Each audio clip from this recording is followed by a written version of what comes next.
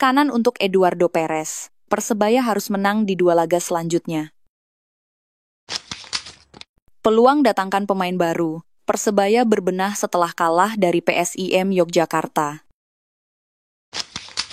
Diego Forlannya Indonesia. Dejan Tumbas siap dipasang sebagai striker lagi.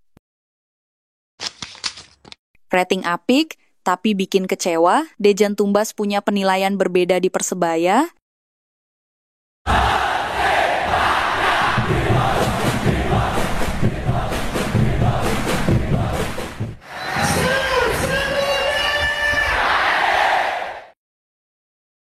Tekad pelatih Persebaya menang di 2 laga ini. Persebaya Surabaya memulai musim ini seperti orang baru bangun tidur, matanya masih sepet, jalannya sempoyongan, dan tidak tahu arah. Laga perdana yang harusnya jadi pesta di kandang sendiri malah berubah jadi tontonan komedi situasi, minus tawa, ribuan bonek sudah memadati stadion, lengkap dengan koreografi dan teriakan, tapi hasil di lapangan nihil. Menghadapi PSIM, tim promosi yang seharusnya bisa dijadikan lawan pemanasan, Persebaya malah terlihat seperti sparring partner yang terlalu ramah.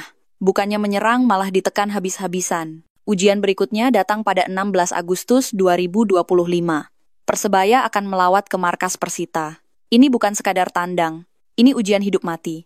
Sebab Persita punya reputasi mereka tidak pernah ramah sama tamu, apalagi tamu yang datang dengan formasi berantakan.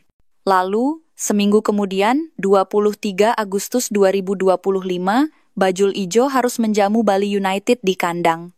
Kalau di laga ini juga gagal panen poin, maka jangan heran kalau tagar Edu Out akan bergema di semua lini masa.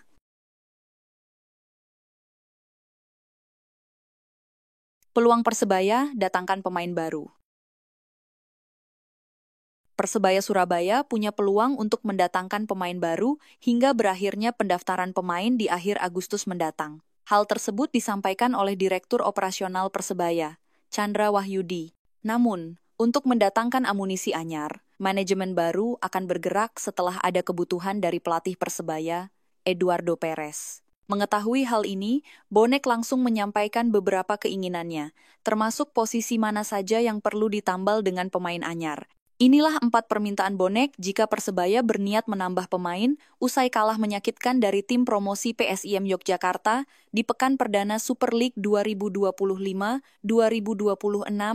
Bonek nampaknya masih berminat agar manajemen mendatangkan pelapis Rivera dan bek kiri Persebaya yang musim ini tidak punya pemain yang bertipikal pemain bek kiri. Selain itu, Bonek juga meminta manajemen untuk mendatangkan pemain lokal yang pengalaman dan menambah pemain di posisi striker. Menunggu Dejan Tumbas diposisikan striker. Dalam komposisi pemain yang ada sekarang, sebetulnya banyak permutasi posisi pemain dan kemungkinan yang bisa dipilih oleh Edu Perez. Di sektor bek kiri ada Alfredo Tata atau bahkan Rahmat Irianto. Bahkan memasang Tata pun bisa menjadi pilihan satu nama pemain U22 yang wajib dimainkan di 45 menit babak pertama. Saya berpendapat, jika kembali memasang Dejan Tumbas sebagai gelandang atau memainkannya di posisi naturalnya sebagai seorang penyerang, akan memberikan dampak yang bagus bagi kemajuan tim Bajul Ijo. Bukan tidak mungkin efek positif pria yang dijuluki Diego Forlan. Persebaya ini akan membuka rekening golnya yang selama ini mampet. Mampukah Dejan Tumbas melakukannya? Jika Dejan Tumbas didietkan di lini depan bersama Mihailo Provic, kemungkinan besar lini serang Persebaya semakin bisa bervariasi. Kalau menurut dulur Bonek, gimana jika Dejan Tumbas dikembalikan ke posisi yang sesungguhnya? Tulis pendapatmu di kolom komentar.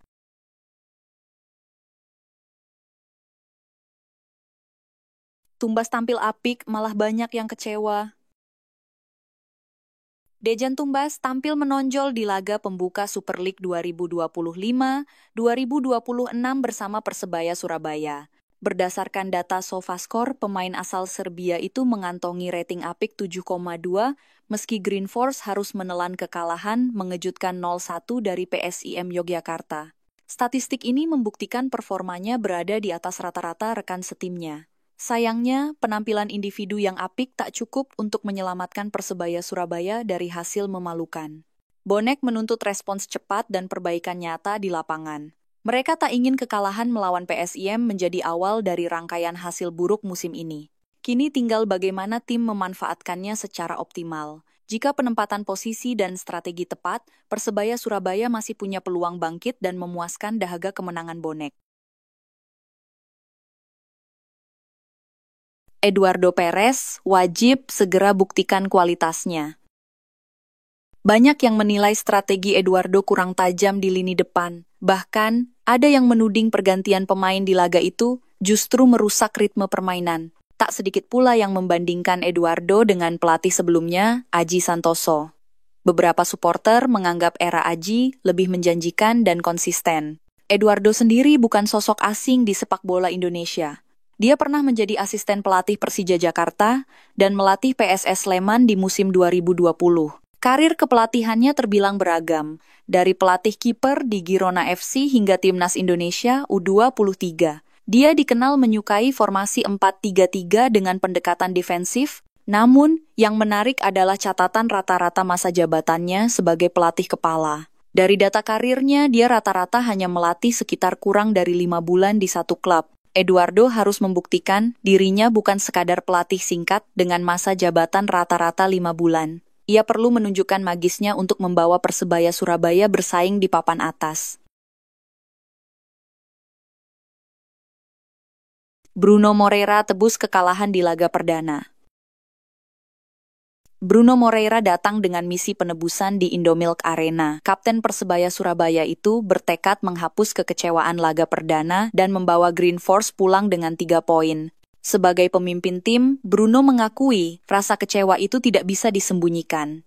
Ia sadar hasil buruk saat hadapi PSIM kemarin membuat para supporter pulang dengan kepala tertunduk. Namun, pemain sayap asal Brasil ini tidak ingin larut dalam kekecewaan. Fokusnya kini hanya satu, membenahi permainan dan bangkit saat melawan Persita Tangerang pada Sabtu 16 Agustus 2025 mendatang. Indomilk Arena akan menjadi saksi tekad Bruno memimpin kebangkitan Persebaya Surabaya. Laga tandang ini dipandang sebagai momentum untuk memperbaiki posisi di klasemen. Menurutnya, seluruh pemain sudah memberikan yang terbaik pada laga kontra PSIM. Hanya saja, hasil akhir belum berpihak kepada Green Force.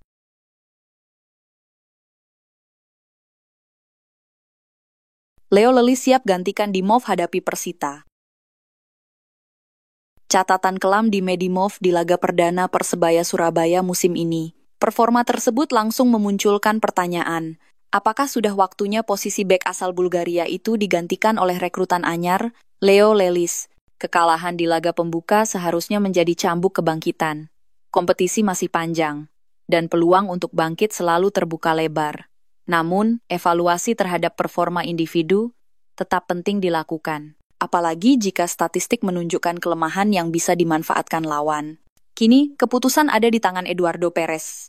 Apakah akan tetap memberikan kepercayaan kepada Dimov atau langsung memberi debut untuk Lelis? Yang jelas, laga melawan Persita Tangerang akan menjadi ujian penting bagi lini pertahanan Persebaya Surabaya. Perubahan komposisi pemain bisa menjadi langkah strategis untuk mengamankan 3 poin pertama musim ini. Jika Lelis akhirnya dimainkan, ia akan membawa ekspektasi besar dari bonek dan manajemen klub. Semua berharap kehadirannya benar-benar memperkokoh benteng pertahanan Green Force.